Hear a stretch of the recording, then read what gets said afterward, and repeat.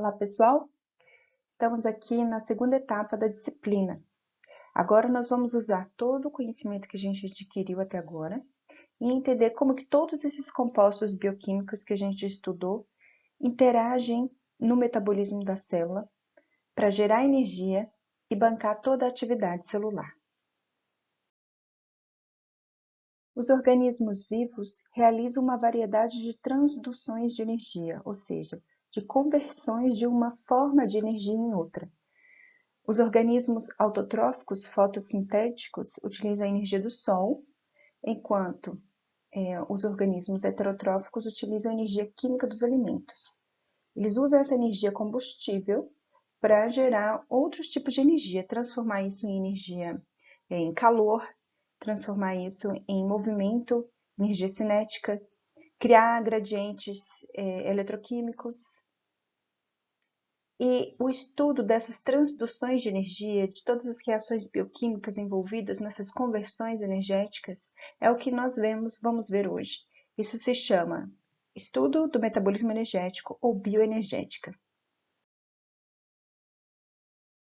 A maioria dos organismos autotróficos são fotossintetizantes, ou seja, eles utilizam a energia proveniente da luz do Sol para unir um carbono ao outro, proveniente do CO2, e formar compostos orgânicos. Eles utilizam a água como doador primário de elétrons e, nesse processo, há a produção de oxigênio.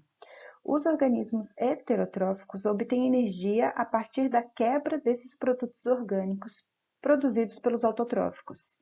E essa energia gerada na degradação desses produtos orgânicos é que vai bancar todas as reações bioquímicas para bancar atividade celular, divisão celular e crescimento. Como produto da quebra desses compostos orgânicos é produzido CO2 e água, que são utilizados novamente pelos organismos autotróficos. Então, veja bem, nesse ciclo global de matéria, há a movimentação de uma grande quantidade de energia. Então, veja bem, todas essas transformações energéticas, existe uma perda gradual de energia útil, que é a energia livre contida nas moléculas, e um aumento inevitável na quantidade de energia que é não utilizável, que é a energia perdida na forma de calor. Então, em todos os níveis tróficos ocorre energia dissipada, perdida na forma de calor. Essa energia, que é transformada em calor, ela não consegue ser transformada novamente em energia livre, ela é perdida. Então, embora haja o reaproveitamento, né, de carbono, oxigênio e nitrogênio, embora esses compostos sejam reciclados continuamente, ocorre uma perda constante de energia na forma de calor. Então, sempre tem que estar havendo uma entrada, um input de nova quantidade de energia, que no caso ela é proveniente pelo Sol. Todas essas transformações energéticas, todas as reações bioquímicas envolvidas nessas transformações energéticas é o que constitui o metabolismo de uma célula ou de um organismo. Então, toda a sequência de reações que envolve desde o substrato até o produto final passam por vias metabólicas. Então, o que são as vias metabólicas? São reações sequenciais que envolvem várias enzimas catalisadas por várias enzimas, de onde um substrato é convertido em um produto através de vários intermediários. Esses intermediários são chamados de metabólitos. E essas reações envolvem remoção de grupos ou adição de grupos funcionais nessas moléculas, alteração de ligações duplas e simples, né? Redução e oxidação, transferência de um átomo para uma outra molécula. Vários tipos de reações estão envolvidas nessas vias metabólicas, e é isso que a gente vai ver na aula de hoje. Quando o organismo ingere um alimento, um organismo heterotrófico ingere esse alimento, esse composto orgânico, ele vai ser degradado para liberar energia, que vai ser utilizada então para a síntese de vários outros compostos mais complexos e para bancar a atividade celular. Essa degradação dos compostos orgânicos é chamada de catabolismo. O catabolismo, então, é a degradação desses compostos orgânicos em produtos finais menores, mais simples, em geral, CO2, amônio e ácido lático. E nesse processo de degradação, há liberação de energia. Parte dessa energia ela é armazenada na forma de ATP e de transportadores de elétrons reduzidos, que são os NADH, NADPH e FADH. A gente vai ver sobre eles hoje. E o restante é perdido na forma de calor. E o anabolismo? No anabolismo, a célula utiliza os intermediários dessas vias metabólicas, intermediários mais simples, para sintetizar outras moléculas mais complexas. Então, a célula vai pegar intermediários, por exemplo, da degradação de um carboidrato, para sintetizar lipídios, polissacarídeos, proteínas e ácidos nucleicos. E para que ocorram essas reações anabólicas, é necessário o fornecimento de energia. São reações geralmente endergônicas, que não ocorrem espontaneamente, precisa de um input de energia. E essa energia vem da onde? Vem da energia armazenada nos ATPs e nos poderes redutores, NADH, NADPH e FADH2. Então, o metabolismo é constituído por várias vias metabólicas. Algumas vias metabólicas, elas são lineares, mas a maioria delas são ramificadas. E algumas podem ser convergentes e outras divergentes. Em geral, as vias metabólicas envolvidas no catabolismo, que degradam os produtos orgânicos ingeridos a partir dos alimentos, elas são convergentes, elas convergem para um grupo comum de substrato, de produto, tá? De intermediário. E as vias metabólicas envolvidas no anabolismo são divergentes, elas partem dos precursores comuns e levam à síntese de vários outros tipos de compostos orgânicos mais complexos. Algumas vias metabólicas são cíclicas, elas partem de um intermediário, esse intermediário ele é degradado e depois ele é ressintetizado através de várias reações metabólicas, voltando ao ponto inicial dessa via metabólica, desse ciclo, né? As vias metabólicas do catabolismo e do anabolismo, elas não ocorrem simultaneamente, porque não faria sentido estar havendo, por exemplo, degradação de lipídio e síntese de lipídio ao mesmo tempo, concordam? Seria um gasto de energia inútil. Então, como que a célula faz? Ela coordena muito bem as vias catabólicas e anabólicas, de acordo com as necessidades da célula. Então, geralmente, essas vias catabólicas, elas são catalisadas por enzimas diferentes das vias anabólicas. Pode haver a mesma enzima atuando nas duas etapas, mas geralmente são enzimas diferentes. Ou enzimas que utilizam cofatores diferentes. Ou muitas vezes, essas enzimas estão compartimentalizadas em locais diferentes da célula.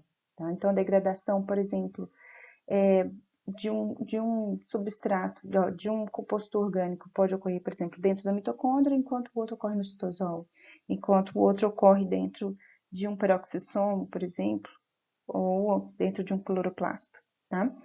E vários dos cofatores e substratos também podem ser concentrados, podem estar em concentrações diferentes em diferentes compartimentos celulares.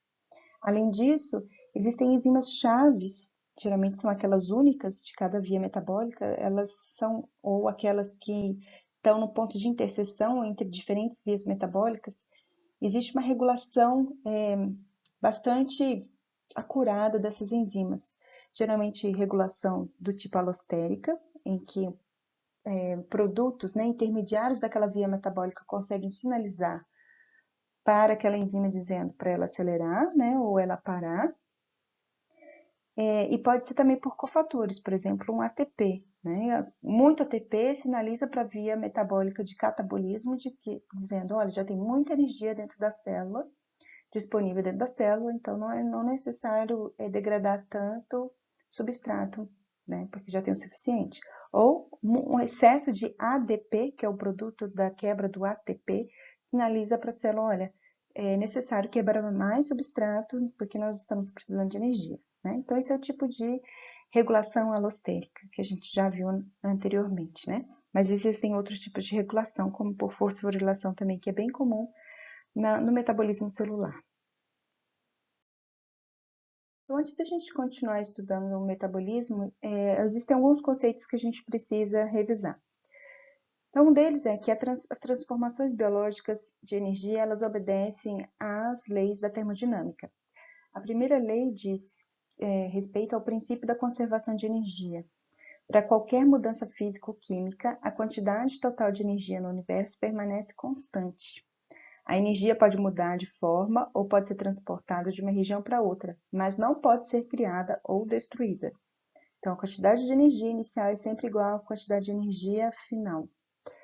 E a segunda lei da termodinâmica é sobre a entropia. O universo sempre tende para o aumento da desordem. Em todos os processos naturais, a entropia do universo aumenta. A desordem tende a aumentar. As células, os organismos vivos, né, eles estão em constante troca de matéria e de energia com o meio ambiente. E os sistemas biológicos nunca atingem um equilíbrio.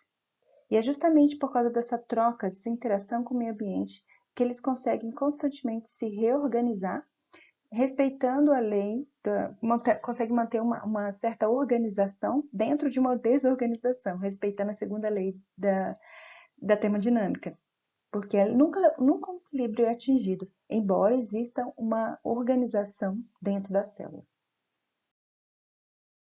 3 parâmetros termodinâmicos descrevem as trocas de energia nas reações químicas. ΔG, que é a variação de energia livre de Gibbs, que é a quantidade de energia presente na molécula, a energia que a célula tem para realizar a reação química.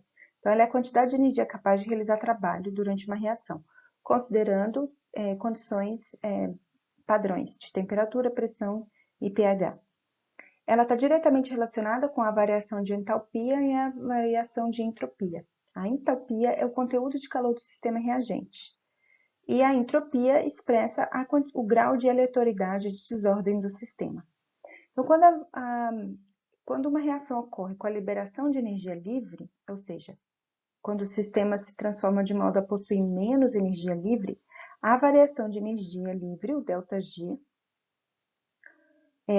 possui um valor negativo, e essa reação é chamada de exergônica. Nas reações endergônicas, o sistema adquire energia, é necessário um input de energia, e o ΔG, nesse caso, vai ser positivo. É importante frisar que as células são sistemas isotérmicos. Elas funcionam essencialmente em temperatura constante, é um sistema fechado, né? E também em pressão constante. A temperatura e a pressão não alteram com frequência dentro de uma célula.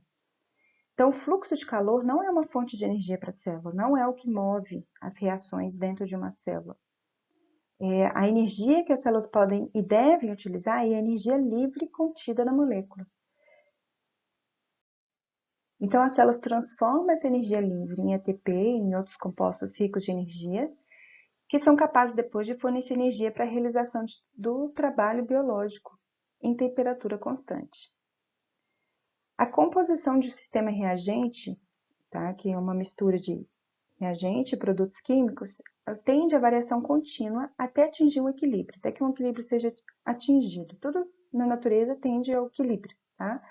As concentrações dos reagentes e dos produtos no equilíbrio, elas são definidas pela constante de equilíbrio, que é representada por esse K. Então, a constante de equilíbrio, ela reflete as concentrações dos produtos sobre as concentrações dos substratos, dos reagentes. E a energia que move essa reação até atingir o equilíbrio é a energia livre de Gibbs. Então, sobre condições constantes e considerando concentrações por padrão, né, igual a 1 molar de todos os reagentes, tá, e produtos, a temperatura de 25 graus, a pressão parcial de 1 atm a pH 7, tá? A energia, a força que move o sistema na direção do equilíbrio, ela é definida como a variação de energia livre padrão, que é o ΔG'0. Quando o ΔG é negativo, os produtos têm menos energia livre do que os reagentes e a reação ocorre de forma espontânea em condições padrões. Todas as reações químicas tendem a seguir no sentido que resulta em um decréscimo da energia livre do sistema. E um valor positivo do ΔG significa que os produtos da reação contêm mais energia livre que os reagentes. E nesse caso, a reação tenderá a seguir no sentido inverso. Claro, considerando que estamos iniciando com as reações com concentrações iguais de 1 molar de todos os componentes do sistema. Então, para exemplificar, vamos considerar um probleminha aqui. Calcule a variação de energia livre padrão da reação catalisada pela enzima fosfoglicomutase, que catalisa a conversão de glicose 1-fosfato em glicose 6-fosfato. E a reação nesse sentido da formação de glicose 6-fosfato ocorre com perda ou ganho de energia livre. Então, para isso, considere condições padrões e que a reação inicia-se com 20 milimolar de glicose 1-fosfato e nada de glicose 6-fosfato. E o equilíbrio final da mistura contém 1 milimolar de glicose 1-fosfato e 19 milimolar de glicose 6-fosfato.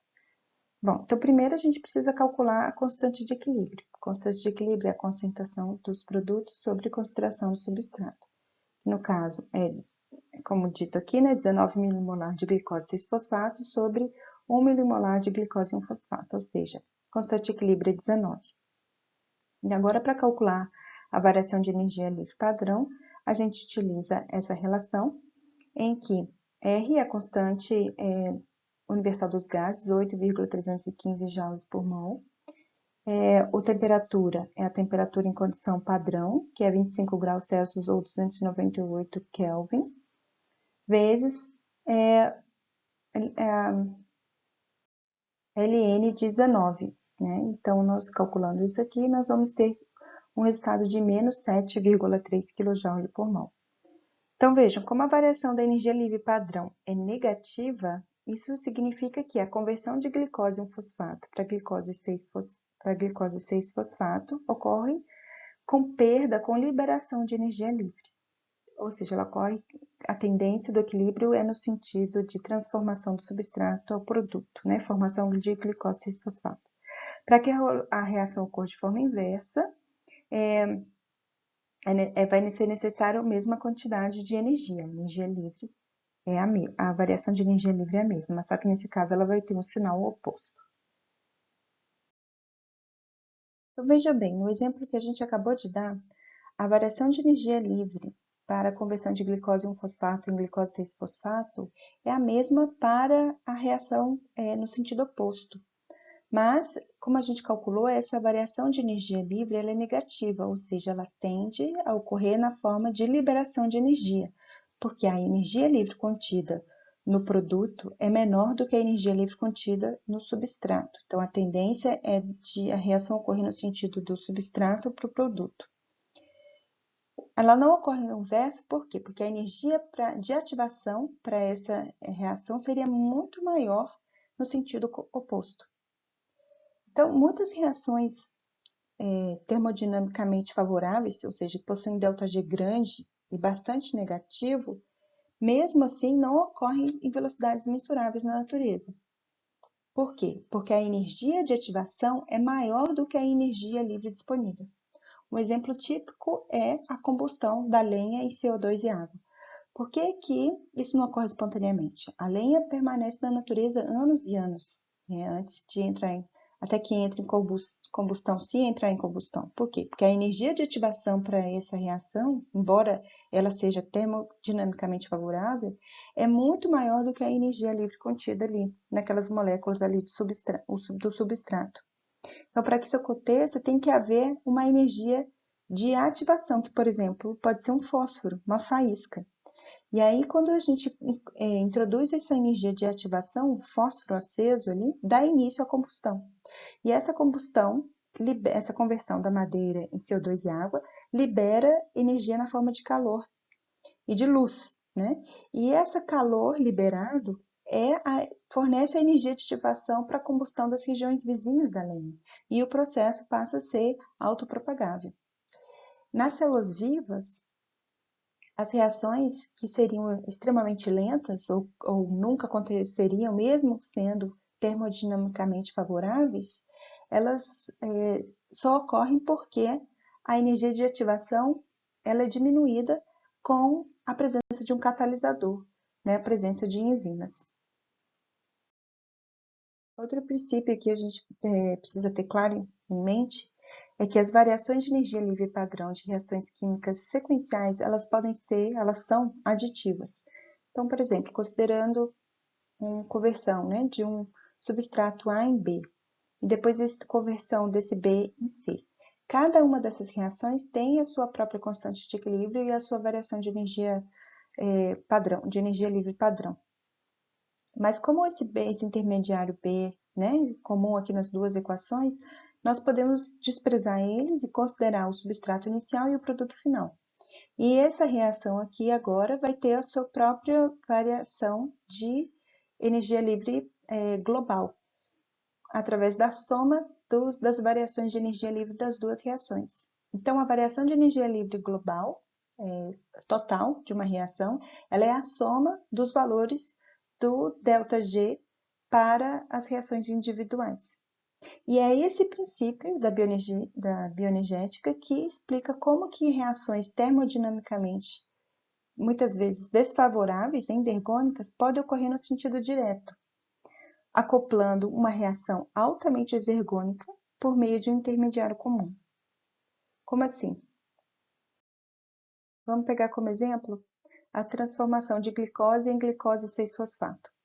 Então, glicose mais fósforo inorgânico gerando glicose 6-fosfato e água.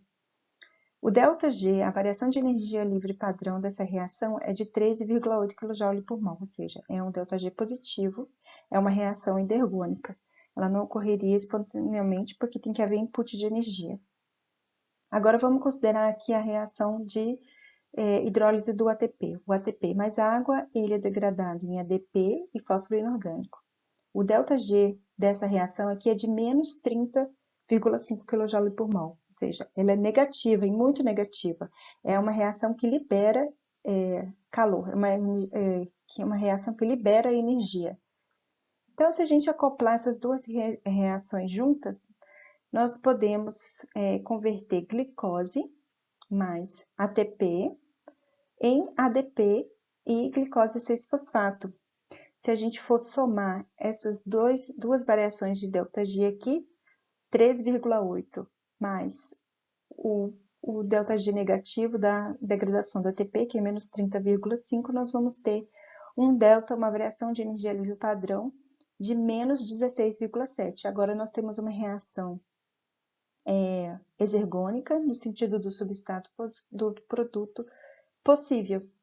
Tá? Então, todas as células utilizam essa estratégia de um intermediário comum. Na maioria das vezes, um ATP ou algum outro composto fosforilado de alta energia, que propicia a síntese de metabólitos de compostos celulares que não ocorreriam espontaneamente, tá? Ou não ocorreriam porque são reações endergônicas que possuem um ΔG positivo. Bom, existem inúmeros tipos de reações químicas, né? Mas aqui na bioquímica, considerando o metabolismo dos celulares, nós vamos ver que existem uma lógica, um padrão a ser seguido. Então, existem as principais reações bioquímicas mais comuns que a gente vai ver no metabolismo, e elas são de 5 tipos, tá? Então, a maior parte das reações nas células vivas pertence a algum desses 5 categorias gerais, que são as reações que criam ou quebram ligações de carbono-carbono, reações que levam a um rearranjo interno da molécula, uma isomerização ou uma eliminação, reações com radicais livres, reações de transferência de grupos de uma molécula para outra e reações de óxido-redução, de oxidação-redução. Vamos ver um pouquinho sobre cada uma dessas reações. Bom, para entender um pouquinho melhor sobre as reações as reações que envolvem ligação carbono e carbono, a gente precisa ter alguns conceitos em mente. Uma ligação de carbono-carbono é uma ligação do tipo covalente, e ela consiste de um par de elétrons compartilhados entre os dois átomos de carbono. Essa ligação, quando ela é rompida, ela pode ser rompida de duas formas. Pode ocorrer a clivagem homolítica ou a clivagem heterolítica. Na clivagem homolítica, o que acontece? Cada átomo deixa a ligação na forma de um radical, carregando um dos elétrons desemparelhado. Então, na quebra de carbono e hidrogênio, um elétron fica com carbono, outro fica com hidrogênio. Na ligação de dois carbonos, cada carbono fica com um elétron desemparelhado. Na clivagem heterolítica, que é a mais comum, tá? O átomo, ele sai da reação, um dos átomos sai com os dois elétrons da ligação. Então, aqui na quebra da ligação carbono-hidrogênio, o carbono reteve os dois elétrons, formando um que a gente chama de carbânio, e sai um hidrogênio faltando um elétron, que a gente chama de próton. Lembrando que o hidrogênio só tem um elétron, né, gente? Então, ele perde esse elétron, fica somente o próton. Pode ocorrer o contrário também. Quando esse elétron fica com o hidrogênio, a gente chama de hidreto, e o carbono faltando um elétron, a gente chama de carbocátion. E numa ligação de carbono-carbono, o carbono que retém o elétron, como a gente já falou, chamado de carbânio, e o outro faltando o elétron, como a gente acabou de falar também, é chamado de carbocátion. Dependendo do tipo de quebra dessa ligação, vão formar o que nós chamamos de nucleófilos ou eletrófilos. Então, nucleófilos são grupos funcionais ricos em elétrons e que têm a tendência a doar esses elétrons. E os eletrófilos, né, afinidade por elétrons, são grupos funcionais deficientes em elétrons e que tendem a ganhar esses elétrons. Então, muitas das reações bioquímicas vão envolver a interação entre esses nucleófilos e eletrófilos na transferência ou compartilhamento de elétrons. O carbono ele é mais eletronegativo do que o hidrogênio, então ele tende a roubar os elétrons do hidrogênio. Mas, por exemplo, o nitrogênio, o enxofre, eles tendem a roubar o elétron do carbono.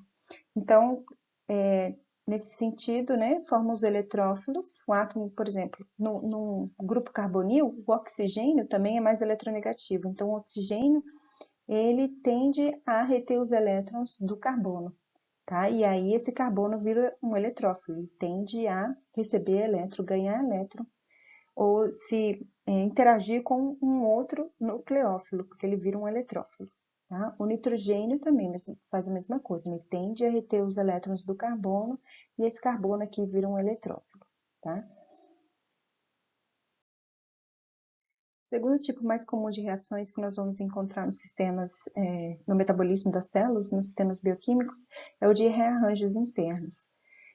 Isso é o quê? Resulta de alterações que ocorrem na molécula sem alterar o estado de oxidação global da molécula. Então, podem ocorrer, por exemplo, um grupo da molécula sofrer alguma oxidação-redução, sendo que o estado líquido de oxidação da molécula não é alterado. Pode ocorrer, por exemplo, também rearranjos de duplas ligações na conformação cis ou trans, isso também não vai alterar o estado global redox da molécula. Pode ocorrer um reposicionamento da posição das duplas ligações, tá? que estavam no carbono 2, de repente passa para o carbono 4. Pode ocorrer eliminação ou incorporação de ligações duplas, tá? Sem alterar, então, o estado redox global dessa molécula. Isso a gente está falando de rearranjos internos. Um exemplo é isomerização, tá? Por exemplo, glicose 6-fosfato em frutose 6-fosfato, é um tipo de isomerização, ou eliminações. As reações com radicais livres são clivagens homolíticas de ligações covalentes, envolvendo radicais livres. Radicais livres são átomos ou moléculas, né, que carregadas contêm um elétron a mais ou uma energia de spin, né, diferente ou uma energia maior naquela molécula. E essa molécula é capaz de doar elétrons ou transferir essa energia para um átomo de uma outra molécula. Nesse caso, levando, por exemplo, a quebra de uma ligação covalente. Aqui o exemplo é a formação desse protoporfirinogênio, que forma o grupo N da E. coli. Essa quebra é formada geralmente por oxidação, na presença de oxigênio, mas na ausência de oxigênio, essa reação ainda pode ocorrer com a formação de algum radical livre que ataca essa ligação aqui, quebrando então a ligação covalente, liberando CO2. O quarto tipo de reação comum é a transferência de grupos. Então, nesse tipo de reação pode ocorrer transferência de grupos acil, glicosil, fosforil, de um nucleófilo para o outro. A grande família de enzimas que catalisam a transferência de grupos fosforil para a formação de ATP é chamada de sinases, tá? Então, por exemplo, a E é chamada de sinases, né? Deixa eu ligar aqui o ponteiro.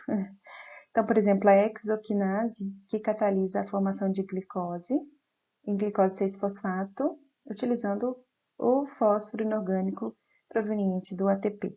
Tá? Então, ela transfere um grupo fosforil do ATP para a glicose, formando glicose 6-fosfato. Okay? A transferência de grupos fosforil não é a única que ativa moléculas para reação.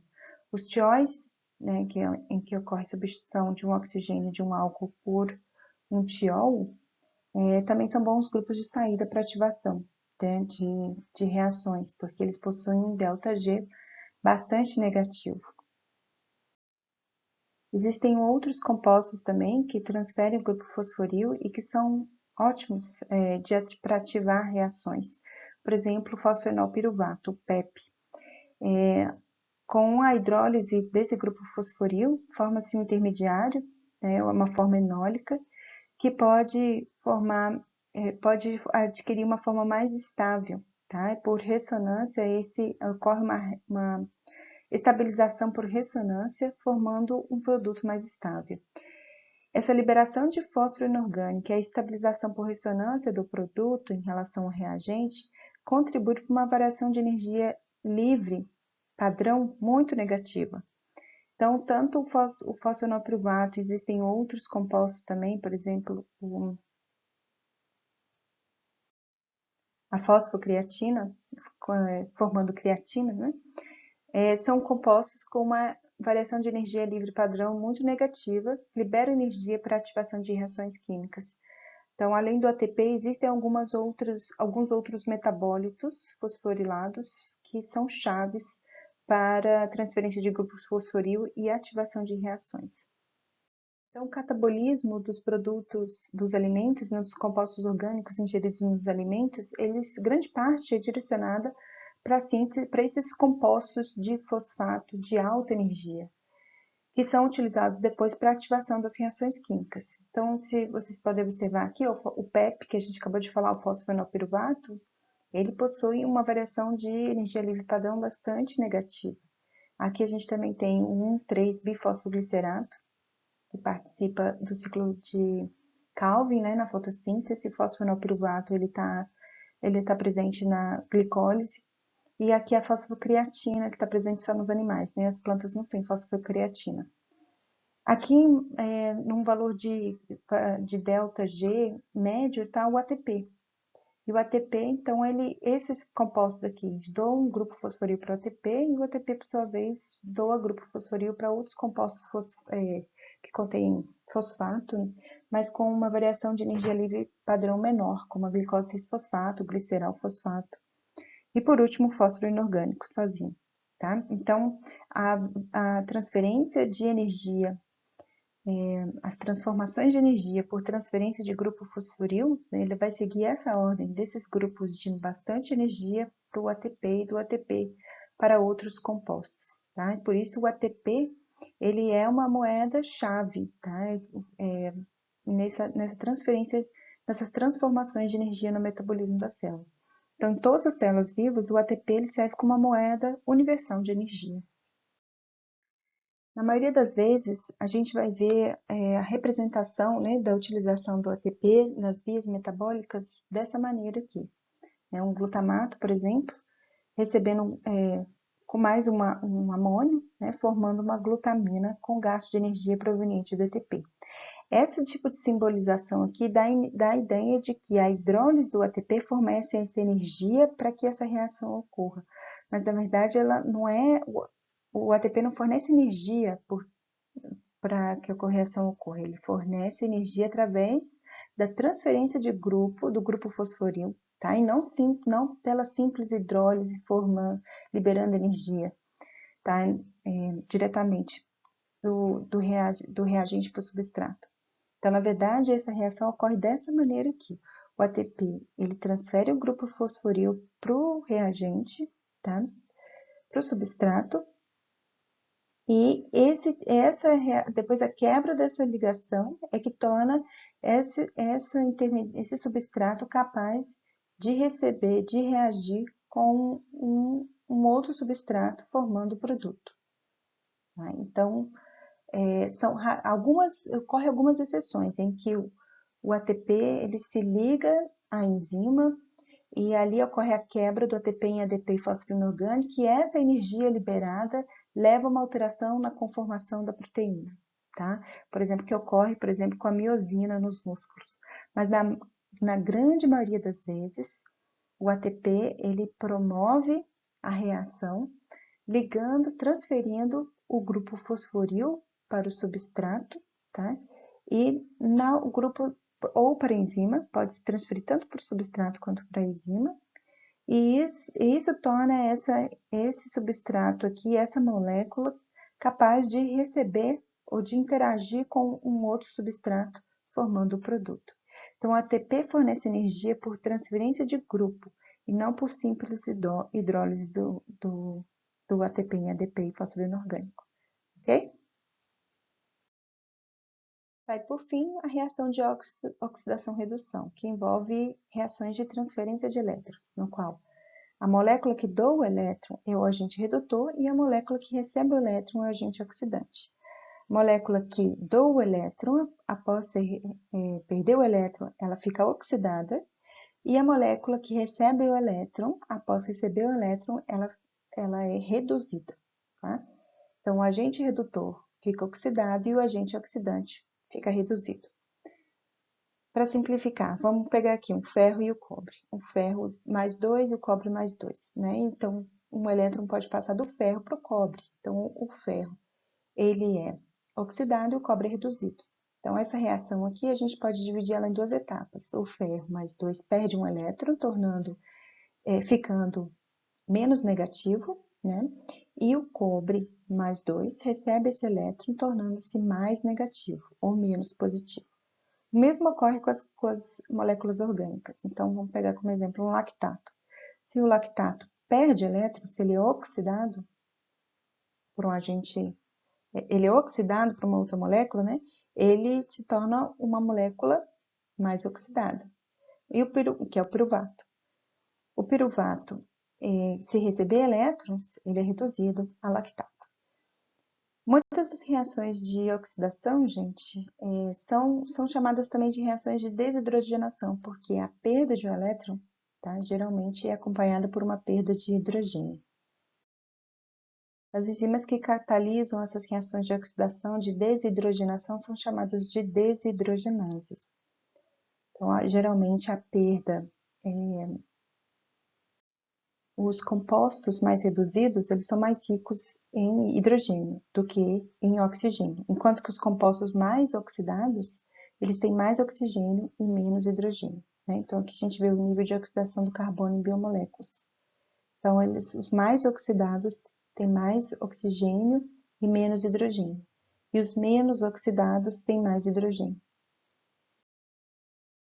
Muitos dos elétrons perdidos nessas reações de oxigenação, eles são transferidos para coenzimas, para compostos especializados em transportar elétrons, como o NAD e o FAD. Tá? Então, alguns tipos de coenzimas e proteínas servem como transportadores universais de elétrons. Então, aqui a gente tem representado o NAD, que é o dinucleotídeo de nicotinamida e adenina. O NAD+, representa ele na sua forma oxidada e aqui na sua forma reduzida, o NADH. Semelhante ao NAD, nós temos o NADP, que contém um fósforo a mais aqui. Tá? Nos ambientes celulares, a concentração de NAD+, geralmente é maior do que de NADH. Então, o NAD+, ele tende a receber elétrons e participar de reações de oxidação, de catabolismo, né, que libera energia, libera elétrons. Enquanto que o NADPH, ele geralmente é encontrado em maior quantidade do que o NADP+, então ele tende a doar elétrons, ele participa de reações de redução. A célula compartimentaliza as concentrações desses NADH, NADP e NADPH em locais diferentes, que são especializados em catabolismo ou em anabolismo. Então, por exemplo, dentro dos cloroplastos, que ocorrem reações principalmente de redução, em que o CO2 ele é fixado, né? E a energia é armazenada dentro de moléculas orgânicas até formar a glicose, né? Vai predominar a formação de NADPH. Já na mitocôndria, onde predomina o catabolismo, a oxidação de compostos orgânicos a CO2 e água, até chegar em CO2 e água, vai predominar a concentração de NAD+, que vai receber elétrons nessas reações de oxidação, né? Então, vão participando assim de reações de catabolismo. Semelhante ao NAD e ao NADP, nós temos o FAD. O FAD é o nucleotídeo de flavina. A diferença é que ele recebe 2 átomos de hidrogênio, 2 elétrons e 2 prótons, tá? Ao contrário do NAD e do NADPH, né? Do NADH e do NADPH. E o FAD, geralmente, ele está ligado covalentemente a uma proteína, a uma enzima, tá? Então, quando a gente tem essa coenzima ligada covalentemente ou de forma bastante estável à enzima, nós chamamos esse FAD de grupo prostético, né? Como a gente já falou lá na aula de enzimas. Uma característica interessante de mencionar é que o NADH, ele tem uma propriedade de absorver luz a um comprimento de onda específico. O NADH e o FAD. O FAD e o FADH absorvem energia também em comprimentos de ondas distintos, tá? Assim como o NADH. O NAD não absorve energia, tá? Em comprimento de onda específico, por exemplo, que absorve o NADH. Então, essa propriedade é utilizada pelos bioquímicos, pelos pesquisadores, né? Para monitorar a quantidade, por exemplo, de NADH produzido e, dessa forma, monitorar a reação, a dinâmica de uma reação química, de uma reação bioquímica. Então, conforme vão sendo produzidos NADH ou vão sendo consumidos NADH, a leitura da absorvância no comprimento de ondas de 340 nanômetros permite acompanhar a formação ou a degradação desse NADH e assim acompanhar a dinâmica dessa reação. Então, pessoal, na aula de hoje de metabolismo energético, nós vimos o fluxo de energia nos seres vivos, diferença entre catabolismo e anabolismo, os tipos de vias metabólicas. Depois a gente reviu alguns princípios da termodinâmica, a primeira lei, a segunda lei, conceitos como energia livre, entropia, entalpia e constante de equilíbrio. Depois revemos as principais reações bioquímicas comuns do metabolismo celulares. São de 5 tipos, as reações de quebra e formação de ligação carbono-carbono, com clivagens que podem ocorrer com clivagem homolítica e heterolítica, formação de nucleófilos e eletrófilos, os rearranjos internos, as reações com radicais livres, e as transferências de grupos, né, principalmente as transferências de fosforil, que envolve, né, a síntese do ATP, mas também de outros compostos fosforilados. E, por fim, a reação do tipo oxidação-redução, que muitas vezes estão acopladas a coenzimas como o NADH, NADPH e FADH. Tchau, tchau, gente. É isso aí.